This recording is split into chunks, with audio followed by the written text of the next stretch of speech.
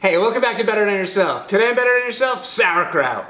Got a couple of cabbages at the farmer's market yesterday. Pretty excited about these because I'm out of sauerkraut. So I was in luck. These were super cheap at the farmer's market. So I'm going to go ahead and ferment these and put up some sauerkraut. Sauerkraut's kind of a long process, kind of like the pickled onions that we've done. Sauerkraut takes about a month, maybe 2 months, depends on how much bacteria is really on the cabbage themselves when you get them home and the temperature at which you're fermenting. Keep in mind too, when you ferment sauerkraut, you want to do it a little cooler, 65, 68 degrees, something like that. If you keep your air conditioner cranked, this is a good one to do. So what we're going to do basically is we're going to make slaw out of these, no mayonnaise and special sauce on this. Just we're going to chop them up real fine, get a nice even cut across our cabbage, and then we're going to squeeze it and we're going to break up, cabbage is pretty tough. It's a pretty hard vegetable, so we're going to have to kind of work it a little bit and break it down a little bit so we can get some of the juices flowing. We're not going to put any brine in it last time. We usually do our 2 quarts of brine. Not so much with this. We're actually just going to salt it. And I'll show you the trick to getting the right amount of salt in your sauerkraut so it's not too salty. But more on that when we get there. Let's get these cabbages broken down. Get your biggest, sharpest knife you can find and get to work on your cabbage. The easiest way is just quarter it to begin with. You can see the big stem in there. But we'll get right through that. And again here, I kind of like to do factory work here. Do the same step over and over. So we got 4 quarters of cabbage. From here, any drier leaves, I usually just pick those off and cut those up separately. They're still good in the slaw. We're just gonna cut those separately. And we'll do just a quick chop on those.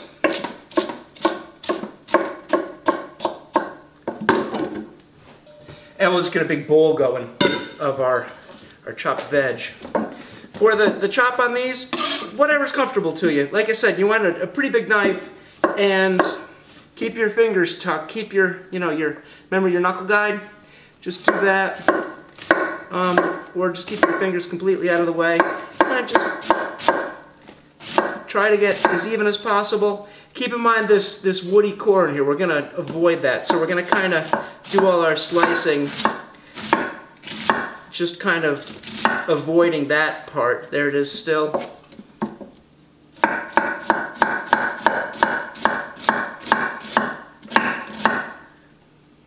Keep track of your core.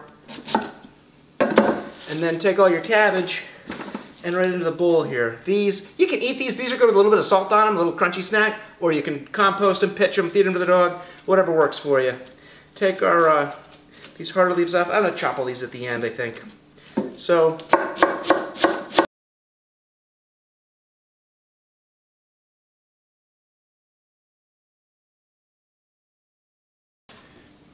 all right, and then all those big tough outer leaves, just kind of roll them up into a cigar.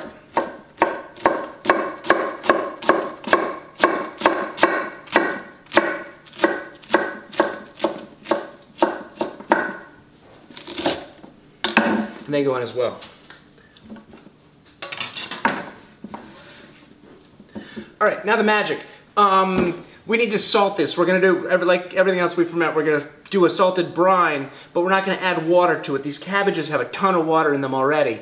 So what we're going to do is make use of the natural liquid in the cabbage, and we're just going to add salt. How much salt? Same as always, about 2.5–, 3%. All right, so what's the math? So we had 4 pounds times 16 ounces in a pound is 64 ounces of cabbage, and we want to figure out 3% of that by weight to figure out how much salt we want to do. So multiply 64 times 0.03 equals, and I get 0.192. So figure about 2 ounces of salt for this cabbage, which works out well because, as you saw, as I was cutting these cabbages up, I ended up with 2 bowls of cabbage slices, 2 balls of cabbage chop. So I'll put an ounce of salt in each one and massage it in. Here, let's go. Once you get all the salt mixed in, you just want to squish it with your hands. You just want to give it a good working over. You really want to massage it. We're going to break down these tough cabbage cells, the cabbage walls, cell walls, and get some of that liquid coming out. We really, like I said, we're not going to add brine. We're going to make brine out of all this cabbage juice. If you add brine to it, it really, one, you don't really get the finer cabbage, the finer sauerkraut. And number two, it just gets watery. You know, this is nice. This is a nice concentrated cabbage juice taste. If you don't have the hand strength to do all that squishing, pick one of these up, Pickle Packer, made by Mason Tops that make the pickle pipes. This thing's awesome. You just take out your aggressions on your cabbage here. You know, it fits in the hand really nice. It's got, you know, a smaller one if you want to do a little bit more concentrated smashing, or the bigger end, and you can work through your bowl this way. But don't kill yourself trying to get this done all at once. What you want to do is just let this let the salt do the work. Let the natural action take place. Get it crunched down a little bit, and then just let it set. Let this go for, I don't know, half an hour maybe. We'll come back to this, and then we'll work it a little bit more. We got two bowls going. Just try to keep them both even. Eventually, I'm going to combine these both into one bowl, because you'll see that we're going to lose a lot of volume once this stuff, the salt starts working, once the cabbage gets a little bit more broken down.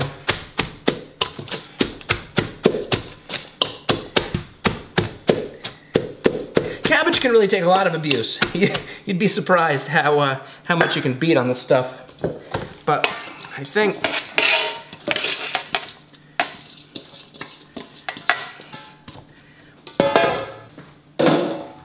here, once you get it all in one bowl, it's a little bit easier to manage. But make sure you get it to the state that you like, and then just kind of tamp it all down. And I'm just going to let this sit for half an hour and let that salt really get to work on it, and let the salt do the hard work. See in a little bit. All right, so after half an hour or an hour, whenever you get back to it, you know, when you're done cleaning the kitchen, you want to get back to your kraut making. Go back and see where you are. You can see it just doesn't even sound as crunchy anymore. But I think the real test is, can you see this? There's water at the bottom of the bowl. There's cabbage juice. So I think our frantic beating and salting was productive here. We've got water coming out. So this is working as prescribed here. The other test, just grab some, and look at that. Cabbage juice. It's working. So this is good. So now that we're ready, we've got this pretty well broken down. We've got the juices flowing. Now's the time to start thinking about flavoring this. What do you want to do with this? Maybe some sliced apples would be nice. They're going to ferment. They're going to get sour, but they give a real nice taste to the sauerkraut. You can do maybe some onions cut up and put that in here. That's a nice taste. You can do some spices. You could do something like some whole black peppercorns. I'm always a traditionalist. I always just go with the whole caraway seeds. Those can go right in. This is about 2 tablespoons here, I would guess. About an ounce of caraway seeds. Maybe these are nice if you can find them. You can grab them on Amazon. Is juniper berries. And they give a nice woodsy, kind of like a pine taste. I'm going to hold off on these this time. Yeah, I'm going to put them in. I like them. And break these up a little bit and get that caraway down in there. I didn't do the black pepper this time. It gets a little spicy sometimes if you put in too much, but it's a nice taste. Maybe do a couple of jars and do some experimenting with different additives to your cabbage when you make your coleslaw. But, all right, once you're nice and juicy, you got your spices in, you're gonna load it up into your fermentation vessel container. I just gave my jar a quick rinse. So just load this up, get this all in the jar. You can use, you know, whatever size jars you like. If you have a big batch like I'm making, then you're gonna want a bigger jar. Or if you're doing your separate, different recipes, different flavors, then maybe you wanna use some smaller jars. It really doesn't matter. What does matter is using a glass container Don't use one of those old pickle crocks. Don't use, you know, grandma's glazed earthenware fermenting jar. It probably has lead in the glaze, was pretty common in days of yore, so better just to use an old pickle jar. But we're gonna get this all in here. We're gonna make a mess as usual.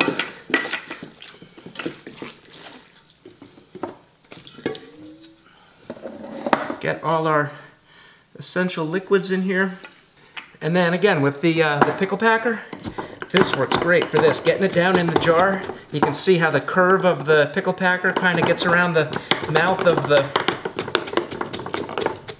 jar. But you can get your final pounding done here. And what we're doing is we're getting the air out. We're getting the oxygen out of this mix now. We gotta make sure that we're not gonna create a little pocket of air down in there that something bad is gonna grow in. So this is glass, yeah. Don't get too overzealous and break the jar, but get all of that down in there,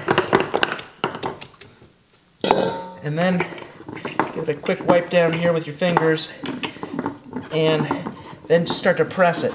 And look what we're getting. See all that moisture? See the moisture coming up? That is essential. That means we've gotten our cabbage pounded enough. We let the salt do its thing, and we're gonna get a nice layer of liquid up on top here.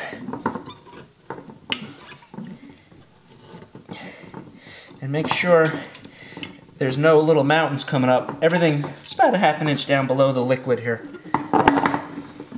Get all these little bits off the inside. For my weight, obviously I'm not gonna put a plate down on top of this. I've got something else. Here, this is my fermentation weight. Just a plastic bag, about half full of water, and you can finagle it down in there, and look what happens when you put it into place. It kind of goes down, this water rises up, the cabbage juice rises up, and holds all the veg down underneath. Anything that floats, a couple of allspice berries, anything that floats you can just pick out. And just go around, get this all pushed down, a couple little caraway seeds there, whatever. Anything that's gonna harbor any mold growth, I'm gonna pick out of there very carefully. Get that all cleaned out. So this is ready. This is good to go. I'm gonna get the couple little bits that are still floating here, pick those out. We don't want anything that's gonna be a little island, a little boat for any mold to grow on. That needs to come out of there.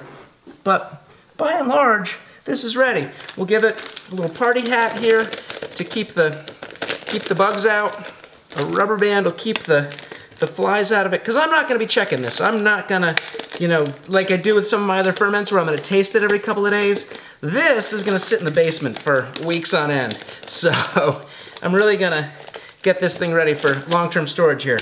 But this is good. I'm going to let this ferment for about 2 months. All right, so here we are. It's been about 2 weeks now. This has been sitting down in the basement doing its thing, and you can see it's changed. It's not as bright green as it used to be. It's kind of this kind of lighter green, maybe light olive drab color. Here we've got some brown. Here, well, let me zoom in. So you can see there's some brown area up here near the top. Looks like the cabbage is actually pushed up, or the bran is receded, and I doubt that because there's no place for it to go. This is almost a sealed container. I mean, this is just a plastic bag on here. But it smells like cabbage. I don't smell anything bad. I don't smell anything that, you know, I find offensive. But this, you know, this really should be underneath, this should be under the brine. This has been working okay over here where we shoved the bag down. Here as I'm shaking it, I can see some carbon dioxide bubbles getting out. And I can see little voids where there's carbon dioxide pockets. And I want to investigate this brown here. Remember I said that there's a kind of a progression of ferments that take place in this one big ferment. There's a progression of different bacteria that get to work on your vegetables when you do this. So usually after about 2 weeks, that primary fermentation, if you want to call it that first initial colony of bacteria has moved in and moved out, and I think that the lactobacters have pretty much taken over now. So I just want to kind of get this packed down. I just want to check out, make sure everything's cool here. Let's rinse this off in some non-chlorinated water. Give it another smell. It still smells very much like cabbage. I don't get anything bad. I can pinch off a little bit. There's nothing slimy. Sometimes you're going to feel like a sliminess to this. What that is usually is Leuconostoc bacteria, and it's not bad. It's just it's one of the initial bacteria that really latch on to fresh food like this was, and will get in there and start doing their thing, making way for the lactic acid bacteria. But if you dare, give it a taste. And ooh, lots of caraway seeds, lots of caraway flavor. I don't notice any sliminess on my tongue. No bad taste, nothing, you know, really repulsive. There's a little bit of a sulfur flavor. There's a little bit of a, just, you know, kind of smells like rotten eggs. Just very, very faint. But nothing that's disgusting. But all I'm going to really do is just push this down better. That carbon dioxide has risen up. The cabbage has swollen in places. Remember, we were crushing it 2 weeks ago. So now we just kind of have to re-crush it, get it back down. Here, there's a tool for this. Grab one of these, a pickle packer from Mason Tops. These are really nice for this job. And you can literally just push the whole mass around in there. But mostly, it's nice just to tamp everything back down where it belongs again. Get those carbon dioxide bubbles out of there. Get everything pushed down. Here's our little cheapo fermentation plate weight here. So here, let's get this pushed down. Let's make sure we've got brine well above the plastic bag level here, well above the veg is what we're really trying to protect. Make sure any little caraway seeds haven't snuck up above where they belong. Any little extra cabbage. And get our insect cover back on here. And our insurance policy. And there, this is ready. My faith is good in this jar. I'm gonna leave this in the basement for a couple of months at this point. I'm done playing with it, I'm done messing with it. I'm just gonna let it sit and basically age at this point. I think, you know, from what I've tasted, from what I've smelled, the fermentation's done. It's going to go on very slowly. There's very little you know, lactose and any carbohydrates for those lactic acid bacteria to break down and really create much more acid. But at this point, I just want to let it age. This is a cruciferous vegetable. You're dealing with that at this point. So, like a fine wine, I'm going to put this down in the cellar. I'm going to let it age for a couple of months, and then, you know, when the snow's flying, I'm going to have some sauerkraut and pork chops. And I hope you'll be enjoying yours too. So, this is done. Well, it's done with my part anyway. I'm gonna let the nature take its course and let this become delicious. But if you're liking these videos, be sure to subscribe to the channel. I've got a lot of fermenting stuff on here. I'll be reviewing some new fermenting products on the market coming up real soon with some product reviews. So make sure you click the subscribe button, click the bell to get notified when the new videos come out, and talk to you real soon. Thanks for watching.